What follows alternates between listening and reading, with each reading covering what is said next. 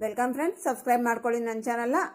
ಪುಡಿಯಾದ ಉದುರಾದ rice kesari bath ಮಾಡಲಿಕ್ಕೆ ಗ್ಯಾಸನ್ನು ಹಚ್ಚಿ ಒಂದು ದಪ್ಪ ತಳದ ಪಾತ್ರೆಯನ್ನು ಇಟ್ಕೊಂಡೆ. ಅದರಲ್ಲಿ ಸ್ವಲ್ಪ ತುಪ್ಪವನ್ನು ಹಾಕೊಂಡೆ, ಬಾದಾಮಿ ಕಟ್ ಮಾಡಿದ್ದು ಹಾಕೊಂಡು ಸ್ವಲ್ಪ ಲೈಟಾಗಿ ಫ್ರೈ ಮಾಡಿಕೊಂಡು ದ್ರಾಕ್ಷಿಯನ್ನು ಹಾಕೊಂಡು ಚೆನ್ನಾಗಿ ಹೊಂಬಣ್ಣ ಬರುವಾಗೆ ಗೋಲ್ಡನ್ ಬ್ರೌನ್ ಕಲರ್ ಆಗುವಾಗೆ ಡ್ರೈ ಫ್ರೂಟ್ಸನ್ನು ಫ್ರೈ ಮಾಡಿಕೊಂಡೆ. ಅದರಲ್ಲಿ 1 ಕಪ್ಪಿನಷ್ಟು ಸಕ್ಕರೆಯನ್ನು ಹಾಕೋ ಲೋ ಫ್ಲೇಮ್ನಲ್ಲಿ ಸ್ವಲ್ಪ ಮಿಕ್ಸ್ ಮಾಡಿಕೊಂಡು 1/4 ಕಪ್ಪಿನಷ್ಟು ನೀರನ್ನು ಹಾಕೊಂಡೆ.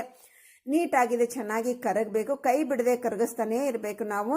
ಈ ಶುಗರ್ ಸಿರಪ್ ಕರಗಿದ ನಂತರ ಅದರಲ್ಲಿ ಏಲಕ್ಕಿ ಫುಡ್ ಕಲರನ್ನು ಹಾಕೊಂಡೆ. ಫುಡ್ ಕಲರ್ ಆಪ್ಷನಲ್ ಬಂಧುಗಳೇ, ನಿಮ್ಗೆ ಇಷ್ಟ ಇಲ್ಲ ಅಂದರೆ ಸ್ಕಿಪ್ ಮಾಡ್ಕೋಬಹುದು.